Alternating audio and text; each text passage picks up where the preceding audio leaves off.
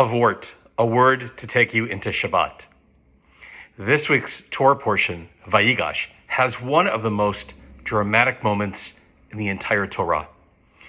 Joseph reveals himself to his brothers. They are in shock. In shock because they had no idea that the man that they had been interacting with was indeed Joseph. Why? Because he was wearing the clothing and the makeup of an Egyptian. In that moment, in essence, he unmasks himself, just like this. And in unmasking himself, in revealing himself, his brothers realize that he is Joseph. I share this with you because I've noticed something really unusual. Phenomenon where I come across someone who's a member of our congregation, whether it's in a park walking my dog or in some other outdoor venue. I'm not wearing a mask. And the other person or persons recognize me, but I don't recognize them. Namely, because I really haven't had the opportunity to meet many of you. Yes, there are regulars. And for those who attend our services during times when we are on Zoom, I can see your face and I've gotten to know you. But for the vast majority of our membership, I've seen people and encountered them wearing a mask.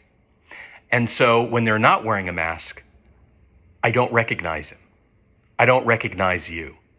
And I've seen the look of disappointment and surprise when I respond with a, "Hi, how are you?" but then have to ask the person to identify themselves because I want to be able to put a name to a face.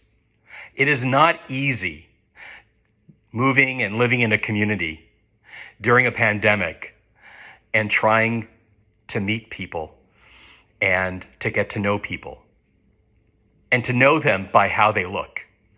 So in the spirit of Joseph's unmasking and the subsequent ability of his brothers to recognize who he is, I hope that you will give me a bit of savlanut, that you'll have some patience as we begin to unmask and to be in person more and more with each other. I will then have the opportunity to know who you are, to recognize your face. After all, it's been easy for so many of you because you see me like this often on a Friday when I'm in your home in a message like this one, or during Shabbat services, especially when I'm not wearing a mask. And my hope is that in the very, very near future, we will, just like Joseph and his brothers, be able to recognize one another and celebrate together. Shabbat Shalom.